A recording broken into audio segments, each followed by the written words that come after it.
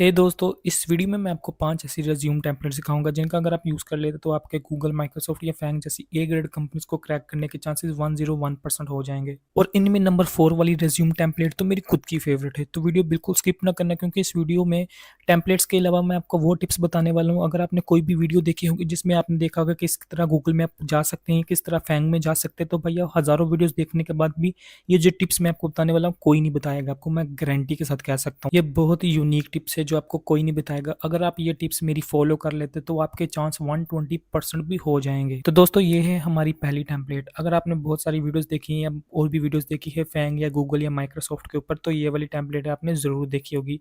लेकिन मैं आपको बता देना चाहता हूँ अगर आप एक स्टूडेंट हैं या अगर आप एक फ्रेशर हैं तो आपने क्या करना आपने अपने एजुकेशन वाले सेक्शन को टॉप पे रखना है। और अगर आप एक्सपीरियंस्ड है तो आपने यानी कि अपनी स्किल्स वाले यहाँ पर स्किल्स वाला सेक्शन आप देख सकते हैं बहुत नीचे है। तो यहाँ पर आपने अपने स्किल्स वाला सेक्शन को ऊपर लेके आना, ठीक है। इसमें थोड़ी सी ये करेक्शन है तो मैं आपको बोलूँगा ये करेक्शन ठीक कर लो बस इसमें। लेकिन आप यहाँ अभी भी ये वाला यानी कि रिज्यूम टेम्पलेट यूज़ कर सकते हो। तो यहाँ पर आप देख सकते हो सबसे पहले ऊपर नेम है आपका और उसके बाद आपका ईमेल यानी कि आपका फ़ोन नंबर आ जाता है, फिर एजुकेशन एक्सपीरियंस। तो यहाँ पर आपने एक और चीज़ ऐड करनी है, यहाँ पर इन्होंने यानी कि अपना सर्टिफ़िकेट नहीं ऐड किया, आपने अपने सर्टिफ़िकेट्स भी ऐड करने हैं। तो आप अभी मैं टिप्स जो भी होंगे वो आपको एंड पर दूँगा, लेकिन सबसे पहले मैं आपको टेम्पलेट्स दिखा रहा हूँ। तो ये हमारी पहली टेम्पलेट्स है, ठीक है। दोस्तों ये हमारी दूसरी टेम्पलेट आप देख सकते हैं इस टेम्पलेट में क्या करेक्शन है। इस टेम्पलेट में सबसे पहले जो ऊपर है यानी कि टेक्निकल स्किल्स, इसमें यानी कि टेक्निकल स्किल्स या स्किल को ऊपर रखा गया है। उसमें यानी कि फिर उसको सेक्शन बना दिया, जैसे लैंग्वेजेस बना दिया, फ्रेमवर्क बना दिया, टूल्स बना दिए, उन्होंने सेपरेट करके लिख दिया। तो ये काफ़ी अच्छा काम किया है। फिर उसके बाद आपने अपनी एजुकेशन लिख लेनी है, आपने यानी कि अपना एक्सपीरियंस लिखना है, उसके बाद अपने जो प्रोजेक्ट्स बनाए वो लिखना है और इसके बाद अपनी अपनी यानी कि सर्टिफिकेट या आपके पास अगर कोई अवार्ड है तो आपने वो मेंशन कर देना है। तो ये रिज़्यूम भी काफ़ी अच्छी है, आप ये यूज़ कर सकते हैं अपने गूगल या माइक्रोसॉफ्ट या आईबीएम या फैंग जैसी कंपनीज़ में जाने के लिए।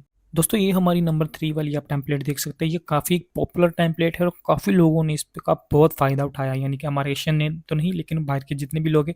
अब देखेंगे अगर किसी यूट्यूब वीडियो देखते हो ये वाला टेम्पलेट आपको कॉमन मिलेगा और ये एक पेड टेम्पलेट, वैसे तो टेम्पलेट आप ये चाहे तो अपने किसी भी माइक्रोसॉफ्ट वर्ड्स पे भी यानी कि बना सकते हैं, खुद ब खुद ऐसी टेम्पलेट बना सकते हैं। मेरा मकसद आपको टेम्पलेट दिखाना है, ये नहीं कह रहा मैं आपको यही कॉपी करो या मैं आपको डाउनलोड लिंक दे दूँगा, लिंक करनी है भाई आपने यानी कि इसको देख लेना, आपने फिर हूबहू ऐसा बना लेना यानी कि माइक्रोसॉफ्ट में, ठीक है? आसान है, इतना मुश्किल नहीं है। अगर आप बोलोगे मैं आपको ये वीडियो बना दूँगा, ठीक है? तो मसला नहीं है। तो आप यहाँ पे देख सकते हैं, यहाँ पर सबसे पहले यानी कि अपना नेम लिखा हुआ, फिर यानी कि लिंक्डइन की प्रोफाइल है, फिर यानी कि नंबर दिया हुआ, फिर ऊपर यानी कि ईमेल दिया हुआ, गिटहब दिया हुआ, ठीक है जी? और सबसे जो अच्छी बात इसमें यानी कि ये आपने सबसे पहले अपने स्किल्स सेक्शन दिया हुआ है। स्किल्स सेक्शन देने के बाद अपने एक्सपीरियंस मेंशन किया हुआ है, एक्सपीरियंस के साथ आप अगर आप जो भी फॉर एग्जांपल अगर आपका यूट्यूब चैनल है तो भाई ने भैया यूट्यूब चैनल लिख दिया और साथ में यूट्यूब को सेंटर में कर दिया, यानी कि जो भी आपकी कंपनी थी उसको सेंटर में कर दिया। फिर आपने अपनी सॉफ्टवेयर इंजीनियरिंग करी है, ठीक है, मतलब आपको कोई इंटर्नशिप रोल था, आपका कोई लेवल 1 का रोल था, आपने यानी कि लेवल 2 का रोल था, तो आपने उसको कंपनी को सेंटर में रख दिया। जो भी आपकी कंपनी से उसको सेंटर में रख दो। फिर अगर नीचे जाओ तो आपका देखिए यहाँ पर हमारा सॉफ्टवेयर इंजीनियर इंटर्न है, तो उसको भी उन्होंने सेंटर में किया। फिर आपकी यानी कि डेट आ जाती है और अगर आप इस पे काम करें तो आप यानी कि करंट मेंशन कर दोगे, यानी कि मैं अभी तक इस कंपनी में काम कर रहा हूँ या नहीं कर रही हूँ। तो ये नीचे होगा आप देखोगे तो हमारे पास एक एजुकेशन सेक्शन है, फिर एक प्रोजेक्ट सेक्शन है और फिर एक मेंटरशिप सेक्शन है। तो आप चाहे तो उसको यानी कि सर्टिफिकेशन अवार्ड या स्कूल अवार्ड्स भी कर सकते हैं। दोस्तों नंबर 4 वाली टेम्पलेट तो मेरी खुद की फेवरेट है। तो यहाँ पर देख सकती है कितनी यूनिक, क्लीन और यानी कि इतनी अच्छी टेम्पलेट बनाई हुई है भाई साहब ने। तो आपने देख सकते सबसे पहले अपने अपना नाम मेंशन करना, फिर आपने यानी कि लोकेशन मेंशन की हुई है, अपना यानी कि ईमेल मेंशन किया हुआ है और आपका नंबर मेंशन किया है सीधे-सीधे, ठीक है। आपकी यानी कि कितनी यूनिक या कितनी क्लीन जितनी भी आपकी होगी एक रिज़्यूम, आपके चांसेस उतने परसेंट बढ़ जाएँगे, यानी कि फिर आपने सिंपली क्या किया अपने एक्सपीरियंस मेंशन किया। वैसे ही मैंने अगर आप एक स्टूडेंट तो आपने यानी कि सबसे पहले अपना एजुकेशन ऊपर रखनी, फिर आपने स्किल्स वगैरह नीचे रख सकते हैं, फिर आपने एक्सपीरियंस रख सकते हैं, यानी कि तो आप यहाँ पे देख सकते हैं ये एक्सपीरियंस पर्सन के लिए, आप चाहे तो आप भी यूज़ कर सकते हो, कोई इश्यू वाली बात नहीं है। तो यहाँ पर देखिए एक्सपीरियंस मेंशन किया, फिर आपने यानी कि इन्वॉल्वमेंट मेंशन किए हुए, यानी कि यहाँ पर आप इन्वॉल्वमेंट नहीं, लेकिन यहाँ पर आप अपना जिस तरह से हमने पीछे किया था वैसे ही यहाँ पर आप कर सकते हैं, अपनी एजुकेशन ऐड कर सकते हैं, अपनी स्किल्स ऐड कर सकते हैं, अपना एक्सपीरियंस ऐड कर सकते हैं, और आपकी क्या अचीवमेंट्स थी, आपकी स्किल्स क्या है, आपका कोर्स वर्क क्या है, आपने अपने लिंक्स ऐड करने हैं, आपको प्रोजेक्ट्स ऐड करने हैं, आप वो सारा कुछ ऐड कर सकते हैं इसमें, ठीक है।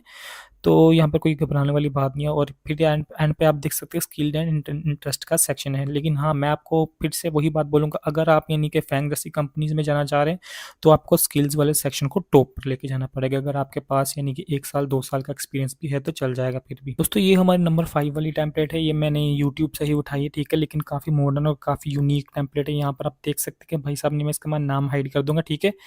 तो यहाँ पर आप देख सकते हैं कि भाई साहब ने यानी कि कितनी प्यारे तरीके से इस टेम्पलेट को डिज़ाइन किया हुआ है। और आप देख सकते हैं कि सिर्फ इसमें 2 कलर यूज़ किया है, एक हुआ है ब्लैक, एक हुआ यूज़ हमारा ब्लू। तो आप चाहे 2 कलर का कॉम्बिनेशन भी यूज़ करते, कोई बड़ी बात नहीं इसमें, ठीक है।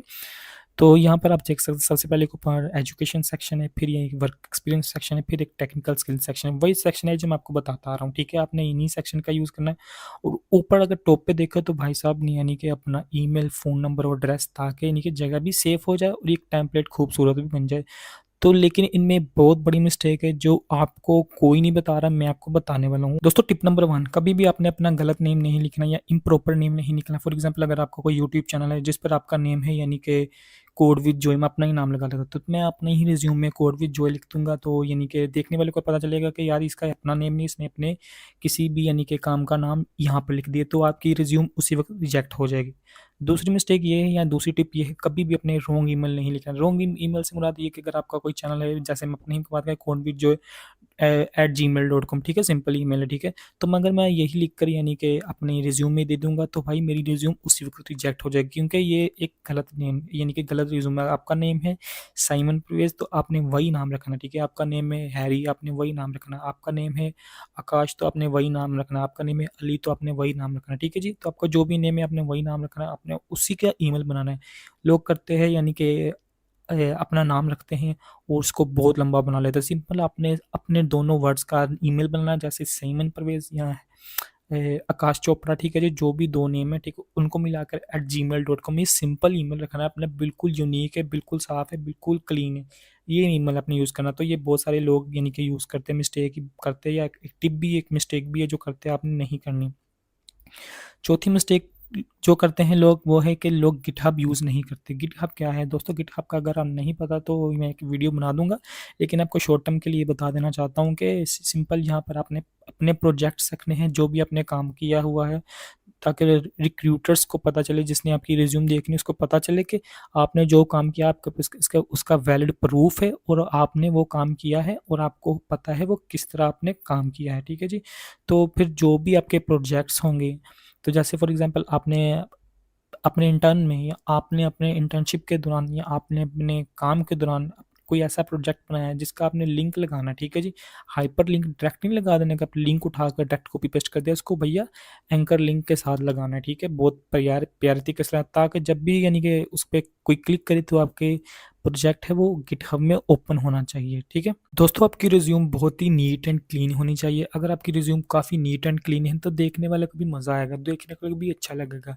आपने अपनी रिज्यूम को गंदा नहीं करना, यानी कि ऐसे फ़ॉन्ट्स नहीं यूज़ करने जो यूज़ नहीं होते। आप सिंपल एरियल यूज़ कर सकते हैं, आप कैलबरी यूज़ कर सकते हैं, सैंस सेरिफ यूज़ करते हैं, बहुत अच्छे फ़ॉन्ट्स यूज़ करने हैं आपने। तो दोस्तों, ये थी आज की वीडियो, और उम्मीद करता हूँ आपको वीडियो पसंद आया होगा। जो मैंने टिप्स दी, जो मैंने मिस्टेक्स बताई, जो लोग करते हैं, कॉमन होती है, मैंने वो सारा कुछ बता दिया। आप अगर आप ये यूज़ करेंगे तो भाई आपका चांसेस 101% हो जाएंगे।